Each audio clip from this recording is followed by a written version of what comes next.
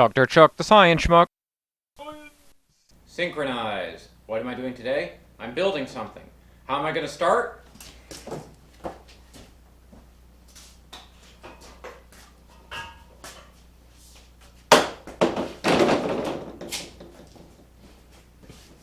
With this.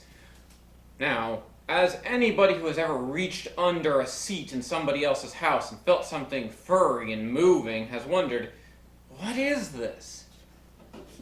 The answer is usually a rat, but in this case it's PVC, specifically cellularized PVC. I did not know this stuff existed until recently. It's kind of a miracle that we have this in the modern age. What a wonderful time to be alive. It looks like wood, doesn't it? It's not. It's like foamy plastic. Impermeable to water, but also workable, made of the same stuff pipes are. Most of my pipes are polyurethane, so not really, but your pipes are probably made of this stuff. So the first step is to cut to size. And I will do that by a saw. Okay, that was quick. Now I have these three pieces. 2 walls and a floor. But I also need something to make the other 4 walls. 3 walls. Which is why I have these. This, as it says on the tin, is clear sheet glass. Always good to have a nice clear sheet. Where do you get this from? Interestingly enough, Home Depot sells a ton of this. It used to be in the hardware section. Now if you go into the Windows section, if you can manage to get through, the Windows section is famously the most boring section in Home Depot.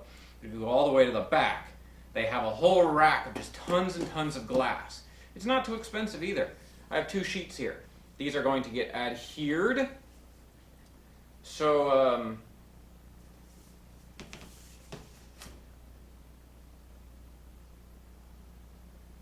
what was I doing? Okay, I'm back. Yes, they'll get adhered, and then we'll have a nice, okay, I'm back. They'll get adhered. In a second, we'll get to that part. Hold on, I have to screw these together. And there you go. A nice U shape. The idea being to put the glass on either side of this and have the top open.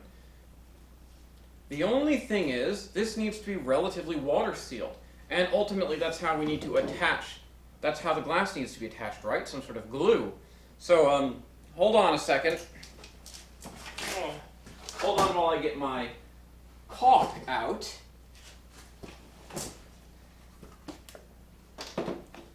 This is how we're going to water seal it.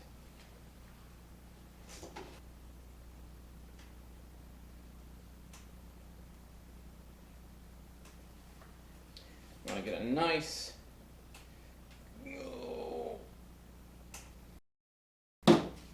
Okay.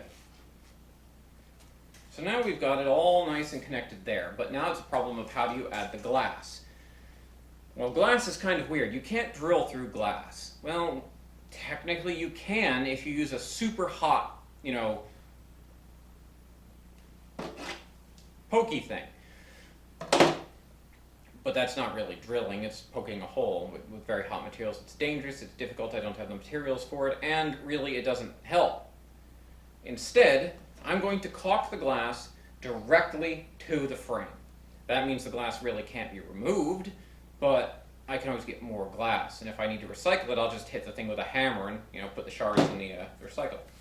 It is important to recall with glass that it's sharp.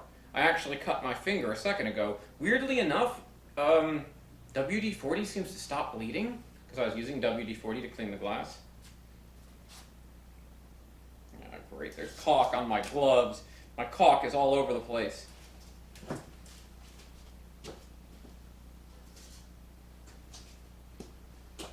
These are what the panes of glass look like. Be sure that they're clean and dry for the caulking, or a caulk won't stick properly.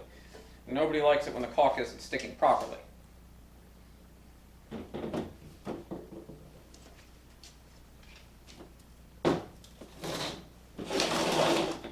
So, it will fit something like that. So once it's lined up, oh, this is going to be a terrible, terrible thing to edit, frankly. You know what? I have an even faster way to do this. Well, I've been playing with my caulk for long enough, and it is now finally completely dry. Do note that 1, I need to get new gloves. 2, you probably should wear gloves when handling this. Learned it the hard way. Glass is sharp. And I'm having a boiling issue upstairs, so if you hear some explosions, that's normal. I'm working at this at the same period as another video that involves boiling liquid glass. That's either a preview or something you already know worked, or maybe didn't work. I don't know. That's the fun of these things. I never know how they're going to turn out. Stop it! Regardless, wear gloves so that your fingers don't get utterly destroyed. So, you may not be able to hear me through it, but I think you can see me through it. This is now both panes of glass have been successfully caulked to the frame, producing a U-shaped vessel. Now, the uses of such a vessel are manifold, which means many if you weren't aware, but that's condescending. I shouldn't be condescending to you guys, that's mean. But then again, nobody watches these, so I can be condescending to myself all I want. Oh, poor little schmuck. Why are you wasting your time making glass things that'll probably explode if you put water in it? That's why I didn't put water in it, because it would go... I don't think it would. I think this is actually well attached enough that you probably could fill this with water. Now, what would it be good for? A very thin aquarium, a terrarium, if you wanted to seal the top and then grow plants and stuff inside of it. You could also turn it into an ant farm, if you had really big ants. And that's exactly what I'm going to do. I'm going to turn this into something similar to an ant farm, although I don't have any ants, so we're going to use a substitute, but I'll get to that in a second. So the first thing I want to add, because this is not going to hold water. Ants, these are not ants. They don't live in water. I don't know if you can hear me past it, but I'm assuming you can if you can hear the exploding boiling upstairs. I should probably keep an eye on that. It's fine, it's fine. First I got rocks. Don't know if I covered this, but I have a lot of these because I sifted a lot of concrete. And I'm going to put those in.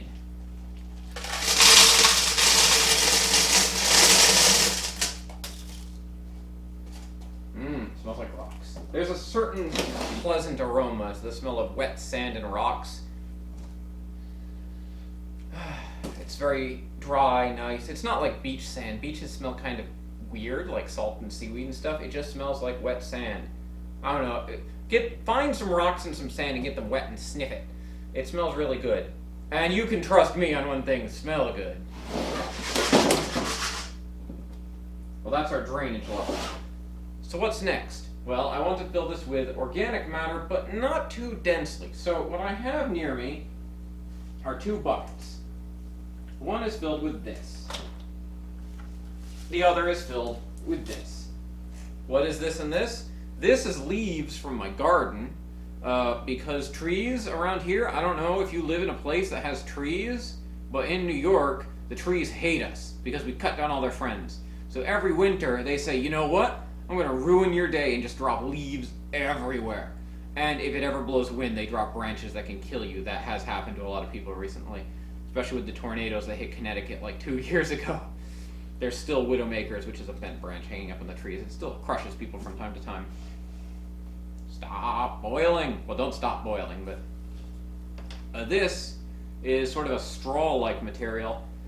My garden got overgrown this year because I wasn't paying attention because I was too busy working on my schmuck dissertation. And I got a ton of these weeds, and I figure, well, if I've got weeds, I might as well use them for something. So I cut them all down, dried them out in my oven, which made the whole place reek horribly. Like, ugh. It was a disgusting odor that's only recently gone away. Very hard to describe, but if you've ever smelled phenylacetic acid, that's what it smelled like. Don't know why. Couldn't figure it out. Thought something was on fire. It wasn't on fire. Slightly on fire, not heavily on fire. So that's a bunch of ground up weeds that I found outside. They've been soaking in a bucket and getting wet. So I'm going to combine this organic matter into this container. I don't really need gloves for that, because it's good to use your hands when you're handling dirty leaves and stuff. So let's just shove that in the hole. Maybe somebody's gonna... Oh, it's got the smell again now that it's wet. Oh. No. It's not good. I mean, it's not the worst thing I've smelled. I mean, the worst smell I've generated, well, you'll probably see it eventually. Especially if I get to it with the banana, which is not finished by the time I'm doing this. It's bone water. If you've ever prepared bone water, that stuff is gross.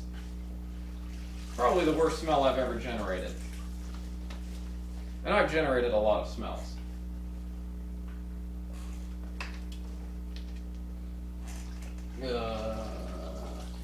Interestingly, the leaves turn water brown?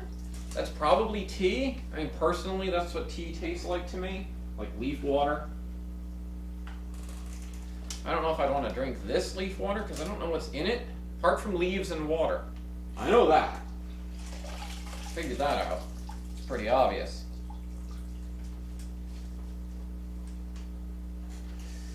Ooh, it's so wet. And steamy. I use hot water for some reason. I don't know. It's winter. You gotta use hot water in the winter, right? I mean, that's... I don't know if you can hear that thing exploding, but it sounds pretty aggressive. I don't know if you can hear me. Don't know if I turned on the microphone. It is nice not having the headset, because I kept eating the little thing, and that's gonna pass through eventually. Well, as you can see, I've packed it not too tightly with various forms of organic debris to create this sort of mesh of stuff. So, you may be wondering, why am I bothering to do this? The answer is because I enjoy it. That's the only reason I make these videos. I don't get paid for it, because nobody will monetize me. Of course, I don't care. I do this because it's fun, because I get to generate things like this that I can use. What is the use of this? Compost. Not of this stuff. This stuff is just substrate. But I get a lot of rotten vegetables, because I don't eat vegetables, but I buy a lot of them. So I need to get rid of them somehow. Now, in the past, I've can't talk. I should go back to drinking all that coffee. That stuff really helped. But anyway, I used to have vermiculariums, or I tried, which is worms, in something like this. You could put worms in here, but I found that worms, although they do compost very slowly. They're not very good at it. So I have something even better. These. I don't know if you can see them from there. So let me see if I can bring them up closer.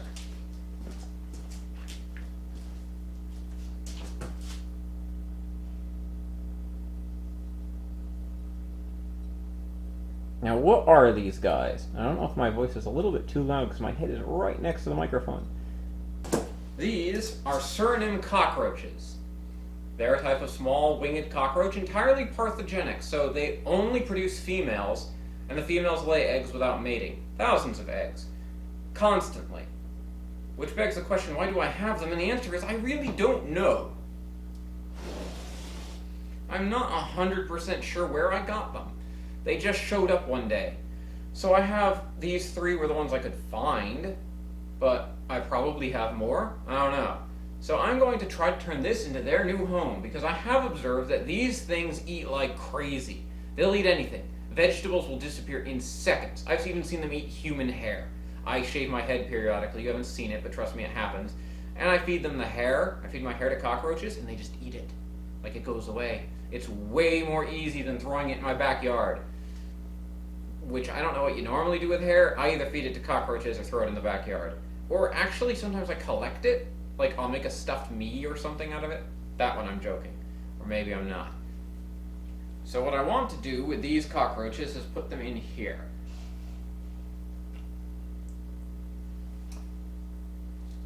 Get in there.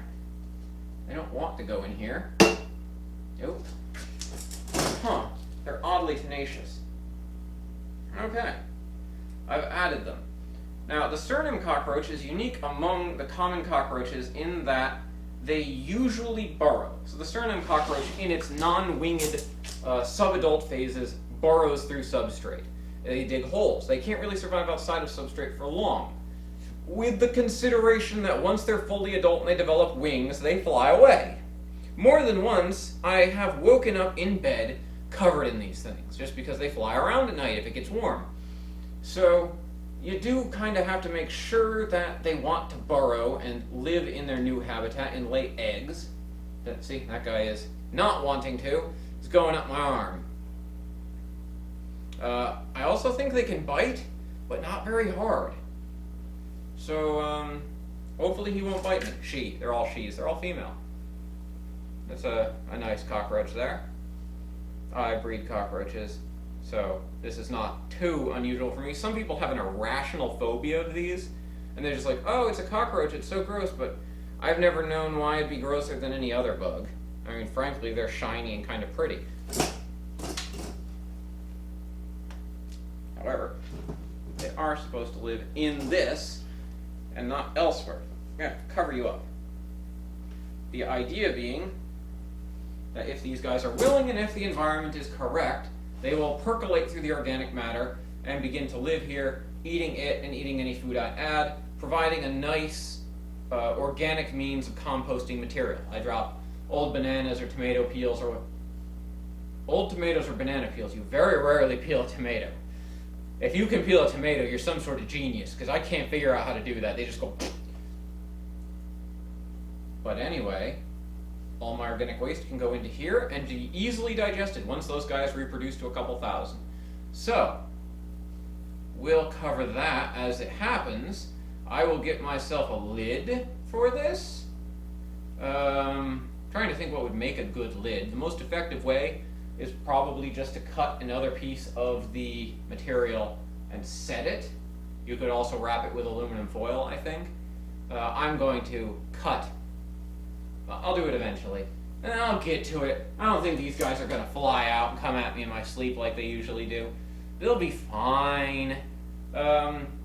Keep them covered, keep them wet, keep them fed, and they'll be happy, and they'll be good to go. And there you have it.